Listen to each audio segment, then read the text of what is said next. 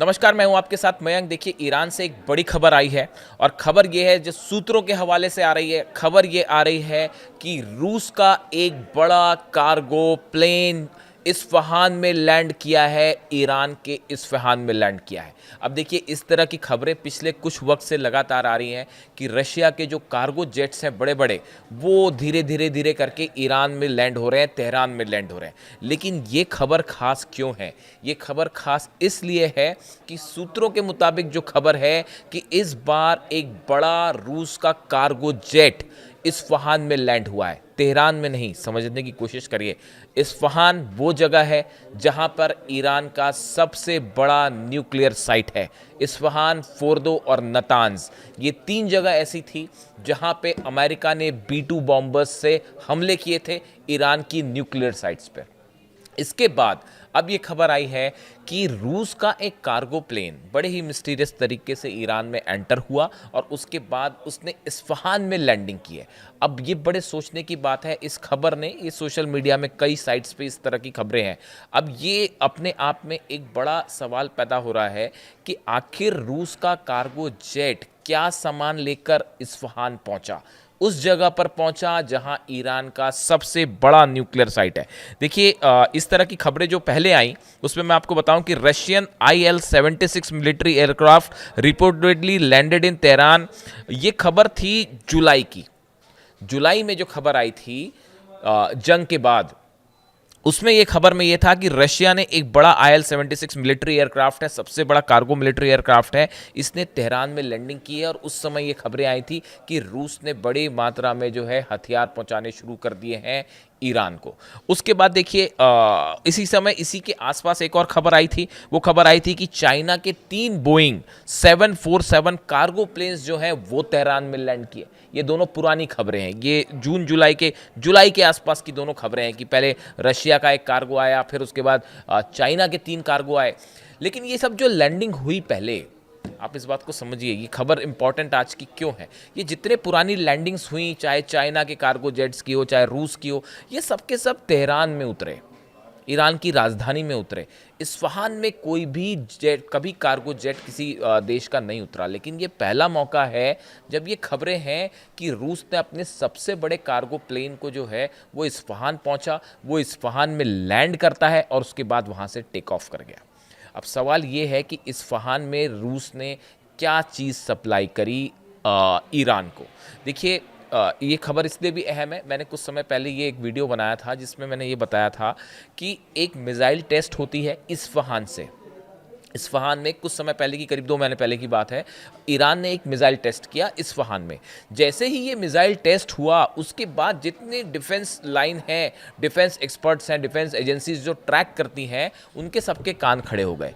क्योंकि ये जो मिसाइल ईरान ने टेस्ट की थी, ये वो मिसाइल थी जो रूस के S-400 डिफेंस सिस्टम में यूज़ होती है।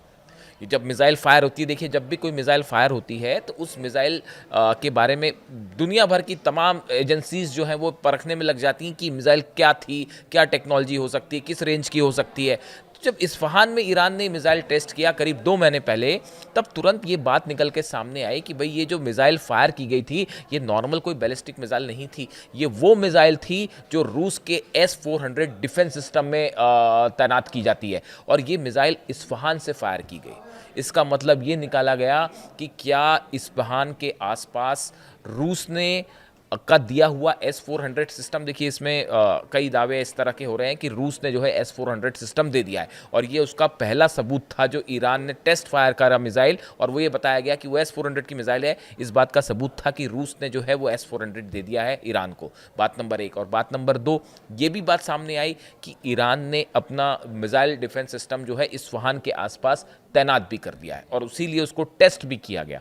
अब बड़े गौर करने की बात है कि ईरान ने अपने किसी परमाणु साइट के आसपास अगर मिसाइल डिफेंस सिस्टम लगाया है तो उसकी कोई बड़ी वजह तो होगी, उसकी कोई बड़ी वजह तो होगी। बात नंबर 1। बात नंबर 2, रूस का कार्गो प्लेन सीधा इस्फहान लैंड करता है।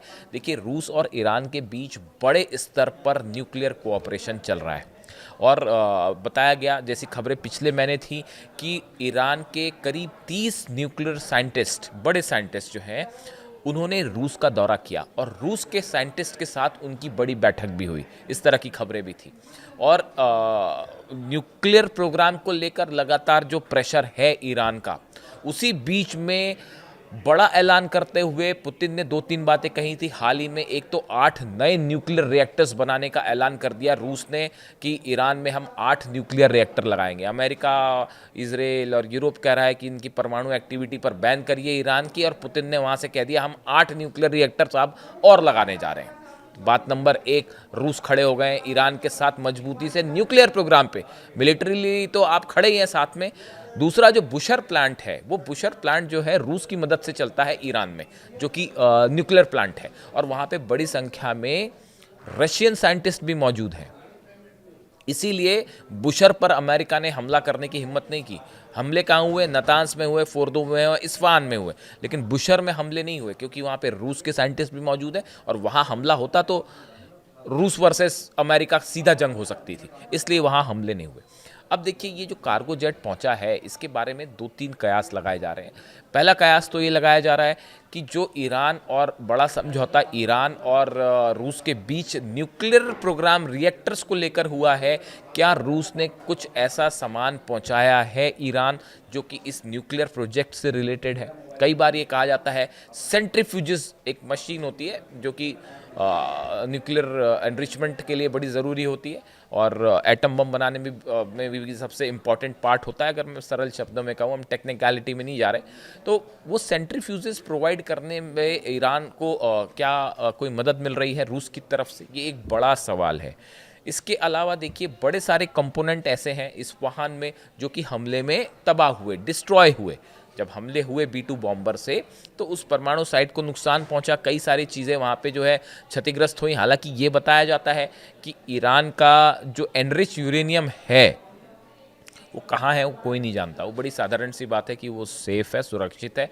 इसीलिए बार बार वेस्ट को चिंता हो रही है, अमेरिका को चिंता हो रही है, इसराइल को चिंता हो रही है। तो वो न्यूक्लियर एनरिच्ड यूरेनियम है, वो तो सुरक्षित है, लेकिन जो पार्ट्स तबाह हुए इस हमले में, क्या उसकी रीबिल्डिंग के लिए जो सामान आना चाहिए वो रूस प्रोवाइड कर रहा है, या इन साइट्स की सुरक्षा के लिए जो डिफेंस S-400 डिफेंस से जुड़ी जो मिसाइल्स हैं, जो बैटरीज होती हैं, क्या उसको प्रोवाइड किया जा रहा है? ऐसे तमाम आकलन है। और देखिए, ये जो गतिविधियां हैं पिछले कुछ समय में, आप देखें ईरान, इस तरह की बार बार खबरें आ रही हैं कि ईरान के जो न्यूक्लियर साइट्स हैं उस पर जो है तेज़ी से एक्टिविटी बढ़ी है। इसको लेकर अब एक नया फ्रंट खुलता दिख रहा है। ईरान, रूस, चाइना एक तरफ है ईरान के खास तौर पर न्यूक्लियर प्रोग्राम को लेकर, और पुतिन के इस ऐलान को लेकर कि जो पीसफुल प्रोग्राम ईरान चला रहा है अपनी इलेक्ट्रिसिटी की ज़रूरतें पूरी करने के लिए, हम उसके साथ खड़े हैं। ये मैसेज साफ पुतिन ने दे दिया है। देखिए, सिर्फ लड़ाई ईरान और अमेरिका या ईरान और इसराइल के बीच में नहीं है, एक बड़े जंग के हालात बने हुए हैं रूस और अमेरिका के बीच, जो यूक्रेन से सॉल्व नहीं हो पा रहे। और मिडिल ईस्ट जो है वो एक बैटल ग्राउंड बना हुआ है। असल में मिडिल ईस्ट में जो पूरा मामला चल रहा है, वो मिडिल ईस्ट में प्रभाव कायम करने का है, जो कि कोशिश हो रही है अमेरिका की तरफ से इजराइल के जरिए। इस सूरत हाल में 2 दिन बाद नेतन्याहू जा रहे हैं ट्रंप से मिलने। मैं अपनी हर वीडियो में इसका जिक्र कर रहा हूं, इस मुलाकात का। ये बहुत अहम मुलाकात होगी और इसमें कई सारे मुद्दों पर जो है क्लैरिटी मिलेगी कि 2026 में क्या ईरान और इसराइल के बीच वॉर वाले हालात होते हैं, क्या इसराइल फिर से हमला करेगा ईरान पे, और अगर हमला करेगा तो फिर पलटवार जब ईरान करेगा तो क्या होगा, और कौन कौन साथ खड़ा होगा इस बार ईरान के। ये बड़े सारे सवाल हैं जिनके जवाब शायद अगली मुलाकात से 2 दिन बाद, 48 घंटे बाद जो मुलाकात होनी है, इसमें कुछ ना कुछ निकल के सामने आ जाएगा। इस बीच रूस के कार्गो जेट का इस्फहान पहुंचना एक बड़ा साफ संदेश है फिर से पुतिन की तरफ से, रूस की तरफ से, कि रूस जो है ईरान के न्यूक्लियर प्रोग्राम के साथ खड़ा है। ईरान हमेशा ये कह रहा है कि हम न्यूक्लियर बॉम्ब नहीं बना रहे, अली खामेनी साहब का साफ निर्देश है, हम वेपन्स ऑफ मास डिस्ट्रक्शन नहीं बनाएंगे। हम ईरान की, हमको विकास के लिए, प्रगति के लिए, इलेक्ट्रिसिटी के लिए जो ज़रूरतें हैं उसके लिए न्यूक्लियर एनर्जी चाहिए, इसलिए हमारे पावर प्लांट्स चल रहे हैं और हम इसको आगे जारी रखेंगे। न्यूक्लियर एनरिचमेंट हम जारी रखेंगे, ये साफ बात ईरान की तरफ से कह दी गई है। और मिसाइल प्रोग्राम पे तो हम निगोशिएट ही नहीं करेंगे। ईरान के विदेश मंत्री जो अब्बास अराक्ची साहब हैं उन्होंने ये बात साफ कर दी है। अब देखिए, इस मुलाकात के में सिर्फ 48 घंटे बचे हैं। इस मुलाकात के पहले एक बड़ी मूवमेंट आपको ईरान, रशिया, चाइना के बीच में भी दिखाई देगा। ना सिर्फ टॉक्स के लेवल पर ईरान ने अपना जो अभी बड़ा मिलिट्री मूवमेंट किया 48 घंटे पहले, जिसको लेके इजराइल में हाहाकार मच गया, कह दूं मैं तो गलत नहीं होगा। पूरे जो है इजराइल के सेना प्रमुख से लेकर, डिफेंस मिनिस्टर से लेकर, प्रधानमंत्री से लेकर, इजराइल की पूरी सेना इस चक्कर में पड़ गई कि भाई ईरान कर रहा है। अब ईरान की सेना ने ही ये साफ कर दी है बात कि हमने अपने डिफेंस की पूरी तैयारी कर ली है। ऐसे बयान ईरान के जो सेना प्रमुख हैं उनकी तरफ से आ गए हैं कि ईरान ने एक बड़ा मूवमेंट किया। हाँ, ये बात सच निकली कि ईरान ने बड़ा मिसाइल मूवमेंट किया है। अपने हथियारों को लेकर डिफेंस सिस्टम कहाँ तैनात होगा, एयरप्लेन्स कहाँ तैनात होंगे और मिसाइल्स कहाँ तैनात होगी, इसको लेकर बड़ा मूवमेंट किया। ईरान ने अपने किले को मजबूत करने के लिए जो पिछली बार कमजोरियां थी उसको दूर करने में बड़ी एक्सरसाइज की है।